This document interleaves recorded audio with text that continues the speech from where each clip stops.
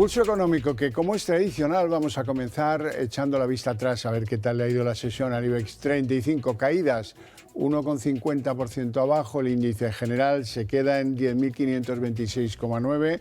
Algunos valores avanzan, luego veremos por qué el primero y el que más.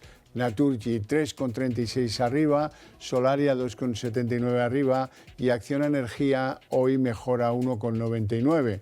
En el lado rojo, en el lado donde los inversores prefieren vender. Arcelor 6,94 abajo, Acerinox, luego les hablaremos de las dos acereras y su comportamiento en bolsa. Acerinox, como les digo, 6,05 abajo y en tercer lugar la aseguradora Mapfre, que se deja en la sesión 3,13.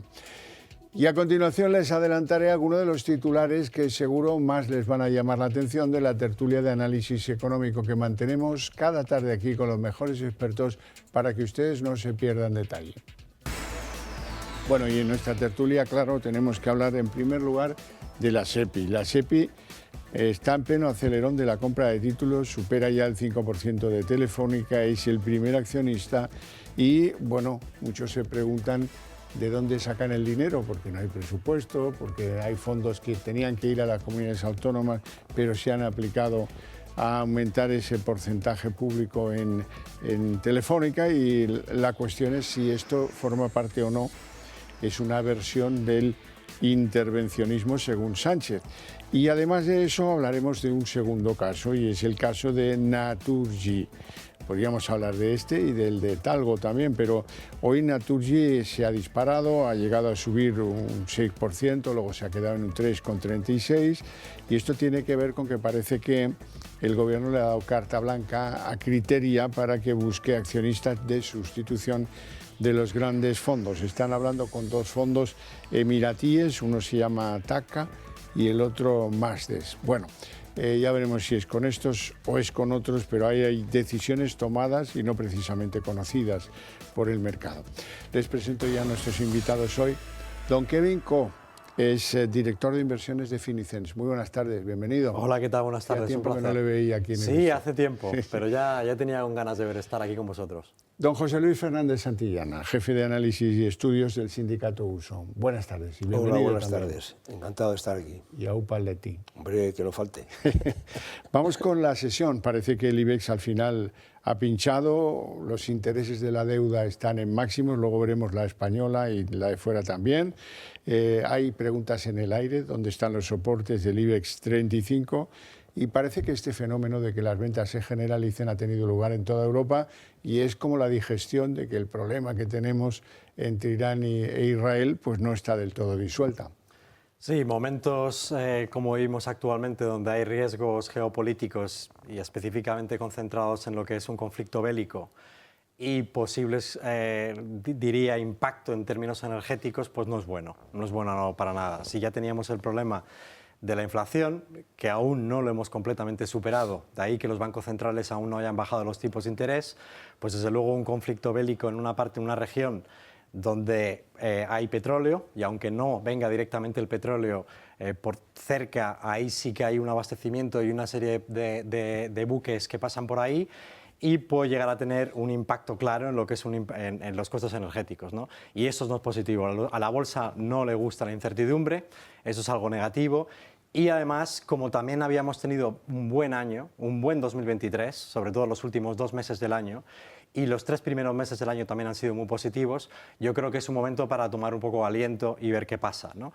De momento los mercados han estado bastante neutros, digamos, sí, bastante neutral. Sí, es decir, a pesar de... Podría haber sido una venta y no lo ha sido, el petróleo ha subido pero ha vuelto a bajar, es decir, en los últimos 5 días está por debajo del nivel inicial antes de que supiéramos nada, y las bolsas es cierto que han bajado, pero tampoco de momento se ve nada. Yo creo que el mercado está a la espera. José Luis.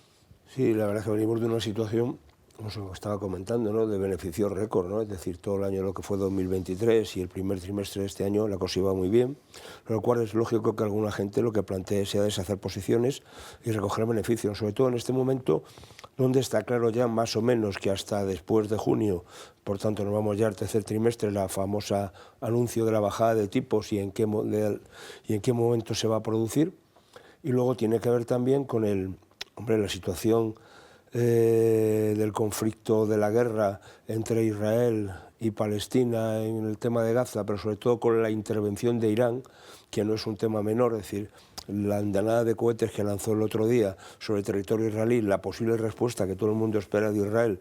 Hombre, Irán es uno de los productores de petróleo también importantes, ¿no?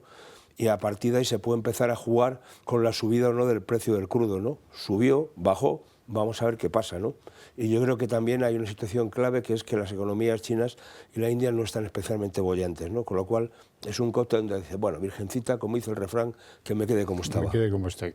Vamos a ver imágenes de Copenhague, donde se despertaban los de la ciudad, la capital de Dinamarca, con la bolsa en llamas, literalmente. Un incendio bestial en la bolsa, uno de los edificios más antiguos de Dinamarca, de 1640, que al final ha forzado, ha caído, ha hundido la aguja, que era uno de los edificios, la cúspide del edificio muy emblemática en la capital danesa.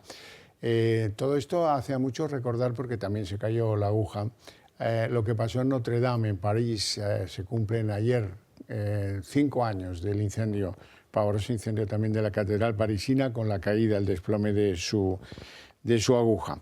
Bueno, volvamos a nuestra bolsa. Sabadell, Iberdrola y Endesa fueron los valores de la bolsa española que más fueron comprados en marzo. ¿Por quiénes? Pues por los mayores fondos de renta variable que actúan en el mercado español. La banca y la energía realmente han sido los que han impulsado el IBEX. El IBEX, como ya hemos comentado otras veces cuando he estado aquí, ha tenido unas rentabilidades muy buenas en los últimos 2 o 3 años. Siempre había estado por detrás de Europa. Los últimos 15 años alguien que hubiera estado invertido en el IBEX pues hubiera hecho poco dinero, pero los últimos 3 años, da la casualidad de por ese sesgo que nosotros tenemos en el IBEX 35, ojalá lo amplíen y ya no sean 35, sino que sean más empresas, pero bueno, pues energía y bancos han hecho muy bien. Y yo no llevo empresas particulares nacionales, pero yo entiendo que a nivel macro y a nivel global estos son los sectores donde realmente han hecho muy bien, y de ahí que el IBEX 35 haya superado a prácticamente todas las bolsas europeas en los últimos 2 o 3 años. José Luis. Sí, son valores refugio de alguna manera, por llamarlos coloquialmente, ¿no? Y sobre todo hemos visto que los bancos han tenido unos beneficios récord, y las eléctricas también, y en el caso concreto de Iberdrola, cuando ha declarado los beneficios del año pasado, pues vamos, ha batido récord, ¿no? Con unas situaciones, yo creo que de una posición muy firme, con lo cual parece razonable que quien tiene que gestionar dineros ajenos, que es lo que hacen los fondos, planteen lógicamente garantizar un mínimo de rentabilidad a sus inversores, ¿no? Porque si no sería en otro sitio. Entonces me parece que tal como está el mercado, la incertidumbre, la bajada de tipos o no que se va a producir, buscar este tipo de valores siempre es acertar y jugar poco. Por tanto, arriesgo poco, pero garantizo. Bueno, vamos a hablar de esa especie de versión del intervencionismo de Sánchez. Lo vamos a hacer en diferentes planos. El primero es Telefónica.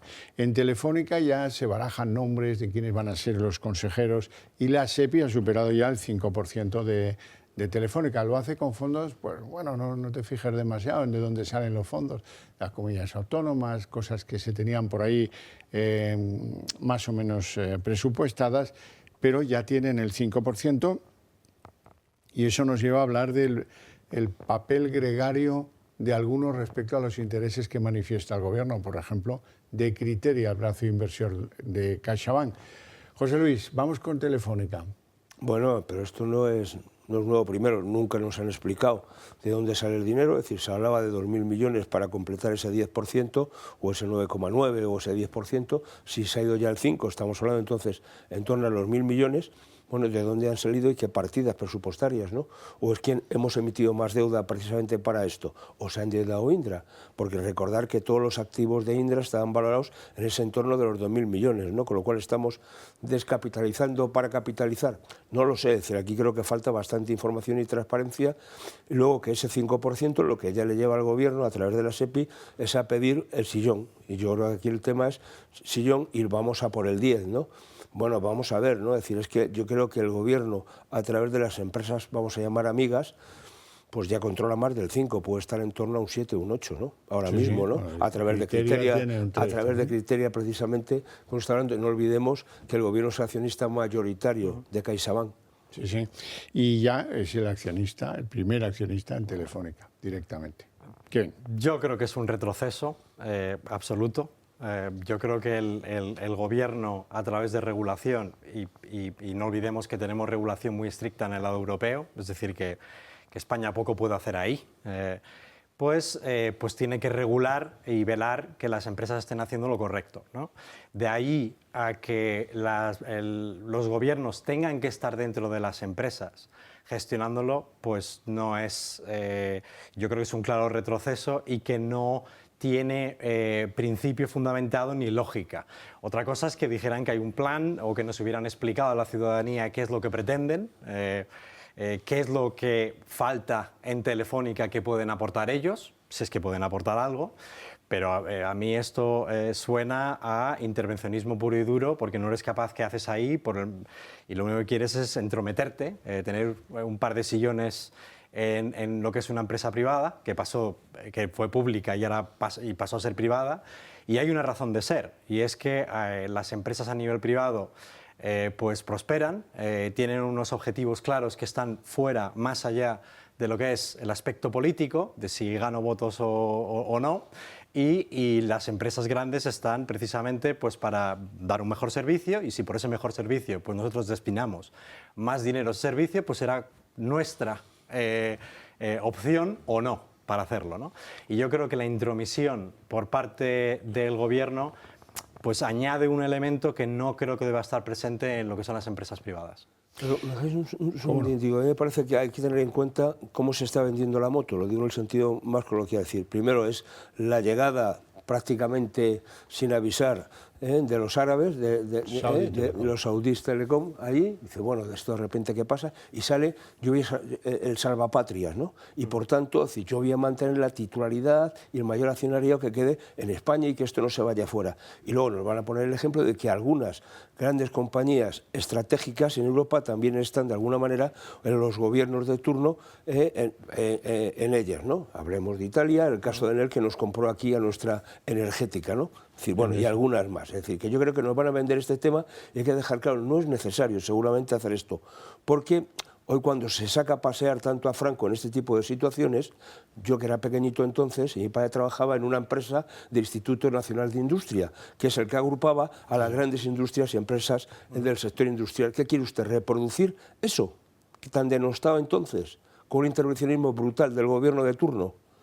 Pues si ese es el modelo... Y tan ineficiente, porque al final claro, se murió no de éxito precisamente. No, ahí se destrozó y se troceó. Porque se mezclan intereses. O sea, el problema que hay es cuando tú metes en el gobierno que tiene otro tipo de intereses a lo que tiene una empresa, pues se crea una mezcla rara. Y las empresas tienen que estar 100% del tiempo pensando en el futuro, sobre todo Telefónica, que tendrá que pensar en su plan estratégico, en su plan estratégico, qué países ir, y yo creo que tener a a una serie de directores en la mesa que precisamente no aspiran o no solo aspiran a que sea lo mejor para la Telefónica es un punto negativo. Desde luego, pero sobre todo es negativo porque a veces se les oye pensar y el ruido que desprenden es, bueno, no me voy a oponer porque sería un lío, un conflicto, ya han entrado los saudíes, déjalos ahí, pero ¿cómo aprovecho la ocasión?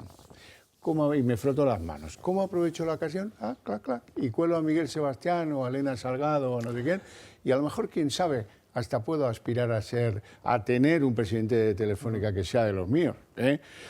El papel gregario de algunos, y es el caso de Criteria, el brazo inversor de CaixaBank. Bueno, pues miren, ¿por qué lo digo? Lo digo por dos razones. Una, que al calor de que ya parece que Isidra Fainé ha conseguido carta blanca para que Naturgy sustituya algunos fondos que no están muy contentos con la marcha de la compañía energética, Naturgy, pues resulta que se ha disparado en bolsa. Al final 3,36 de subida, pero bueno, es que a Criteria le va a costar esa carta blanca, le va a costar ir de gregario en Telefónica y le va a costar, fíjense hasta dónde llega la influencia del gobierno, buscar un socio que plantee una contraopa en el asunto Talgo, porque no nos gustan Magyar Wagon.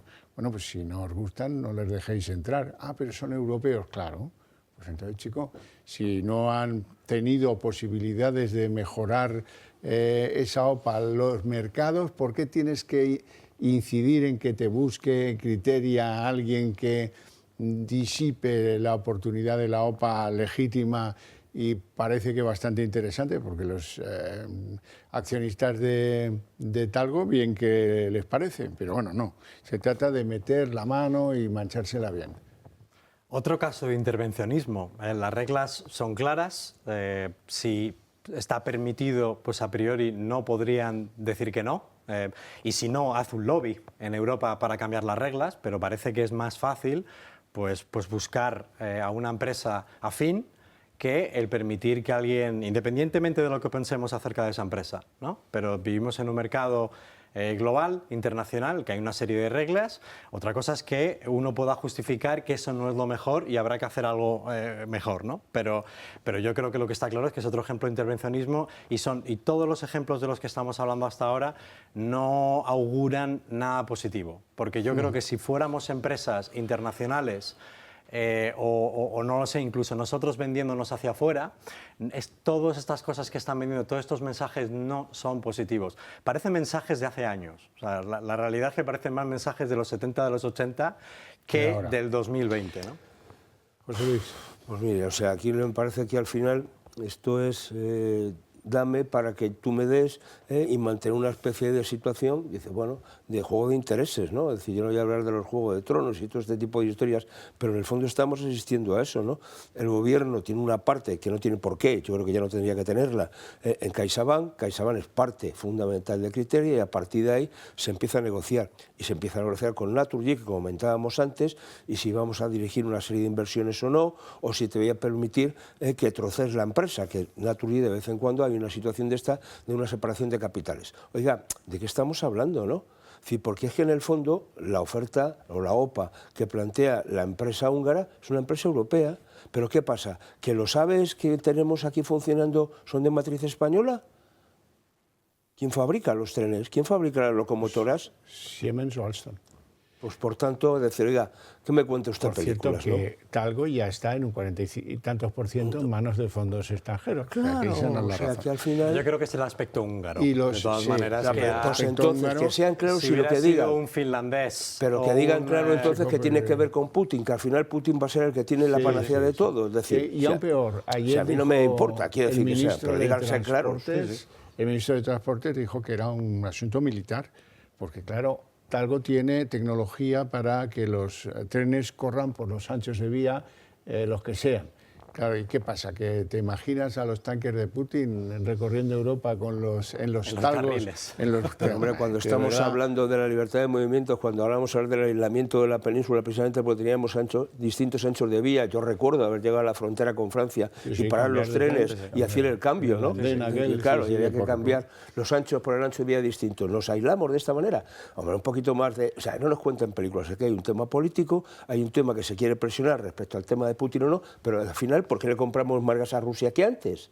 ¿Pero de qué estamos hablando? Si tan malo es Putin y le compramos más gas. Yo no defiendo a Putin, me parece un tipo, un energúmeno, digo, para que quede constancia. Una cosa no es, Bueno, Kevin, vamos a ver, las tensiones geopolíticas han convertido al dólar y al oro en un valor refugio que están subiendo los mercados, las dos cosas, el dólar y el oro. Sí, el dólar actúa, bueno, el dólar y el oro físico pues actúan realmente como un activo que cuanto más miedo haya en el mercado, pues más suben. Es cierto que la realidad es que también el dólar empezó a subir ya por la no bajadas de tipo de interés. O sea, la realidad, como ya he dicho anteriormente, es que de momento el mercado está bastante neutro entre lo que ha pasado con el tema geopolítico de este fin de semana. Pero es cierto que si fuera a empeorar, desde luego veríamos al dólar subir. Y si fuera a empeorar también veríamos el oro físico. Pero de momento parece que no... ya digo, los mercados ahora mismo están esperando. Porque a pesar de que podría haber habido una respuesta inmediata, rotunda, por parte de Israel, no lo ha habido. Ha sido un evento, no voy a decir anunciado, pero desde luego se había comentado que iba a tener represalias la muerte de una serie de guardias, ¿no? nacional por parte de Guardia Nacional de Irán, y entonces pues de alguna manera se sabía, y además muchos de los cohetes etcétera pues estuvieron en el aire 2 o 3 horas antes de poder llegar, es decir, hubo suficiente tiempo como para poder ser interceptados. José Luis, le tengo que felicitar, porque Fedea le da la razón, yo ya no lo tenía en duda en absoluto, pero dice Fedea que hay más de 500.000 de parados fijos discontinuos, gente que no trabaja y que no están en las listas del paro. Sí, bueno, yo estuve el otro día viendo la presentación de ese estudio de Fedea y ellos, más allá de que reconocen ese exceso respecto a lo que dice el gobierno y ese más de 500.000, son como muy prudentes en la valoración. Digo, primero, porque toman elementos o datos solo hasta finales de 2022, porque dicen que los de 2023 todavía, sobre todo en los ámbitos de seguridad social y las bajas, son datos provisionales, pero ya son datos, y están ahí, es decir, que no tienen más historia, pero digo, como son muy rigurosos y son académicos. Y segundo, hay una cosa con la que yo discrepo de ellos, o puedo discrepar para ser más exacto, es que ellos, de los posibles 700.000, se quedan en 520.000, porque piensan que hay cerca de 200.000 que están pluriempleados y que por tanto hay fijos discontinuos que tienen una pluriactividad y que no están formalmente parados, sino que están trabajando. Yo tengo mis dudas, eso es más que probable que sea así. Mi duda es respecto a cómo se contabilizan, porque hay una casillita precisamente del SEPE donde se inscriben aquellos demandantes de empleo que están ocupados. Por tanto, si esa gente, aun siendo su empleo secundario, tiene una actividad y está trabajando, no debería estar en la casilla donde se ubican los fijos discontinuos inactivos, sino en la de ocupados, porque al fin y al cabo están trabajando.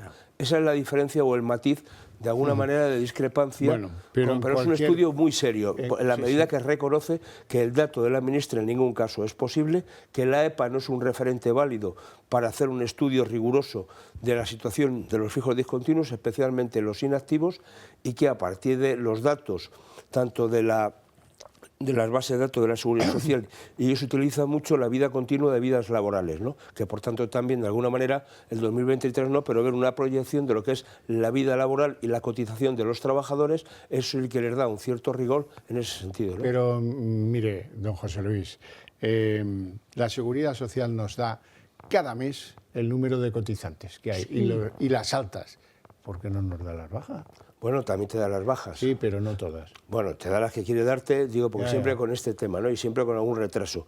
Pero digo, lo que está claro es que los datos de la ministra no cuadraban absolutamente nada. Es decir, el número ahora mismo de activos, fijos discontinuos, que da la Seguridad Social está por encima de los 800.000, cerca de 850.000. Si a eso le añadimos ese 500.000 o 650.000, el volumen total de fijos discontinuos estamos en torno a 1,5 millones. Eso es lo que hay. 850 activos, 650 inactivos. Podemos subir un poco uno, bajar el otro, pero esa es la realidad. Entonces, no me cuente usted cuentos. Y si no, que miren, yo le voy a dar un dato que es muy significativo, ¿no? De, entre comillas, las trampas en el solitario. El efecto estadístico que tuvo la reforma laboral con los fijos discontinuos de bajar la tasa de temporalidad. Bueno, el SEPE, cuando da una clasificación de las prestaciones por desempleo, es decir, qué gente está cobrando la prestación o cuáles son las altas de las nuevas prestaciones, a los fijos discontinuos los clasifica en cese de relación laboral de carácter temporal. El SEPE, no José Luis Fernández ni la USO. El SEPE clasifica a los fijos discontinuos que acceden a la prestación por desempleo como causa del término de una relación laboral de carácter temporal. Ya. Bueno, señor Co, vamos a ver, hoy había subasta de las letras del Tesoro españolas a 3 y 9 meses y han caído menos de lo que se esperaba. Siguen ambas en el 3,5%. A 3 meses están pagando 3,62%. Pues una muy buena rentabilidad. La verdad es que hemos pasado tantos años sin poder recibir nada por nuestras cuentas corrientes y depósitos, nada por el lado de bonos, y la verdad es que yo creo que es un respiro. Evidentemente es malo para el Estado, que tendrá que pagar ese 3,5%. No, perdona, lo tenemos que pagar nosotros. Lo tenemos que pagar nosotros, y como yo ya he dicho en numerosas veces, yo creo que realmente es una señal de debilidad, porque nunca antes habíamos tenido más de un 100% de deuda, y evidentemente pues no pinta bien, ¿no? Pero para lo que es nuestros ahorros, yo creo que un 3,5% es un alivio. En un año es un alivio. No tenemos tiempo para más, lo dejamos aquí con mi agradecimiento a ustedes dos por sus opiniones y por su presencia, y a ustedes les espero a la vuelta de publicidad en la redacción abierta.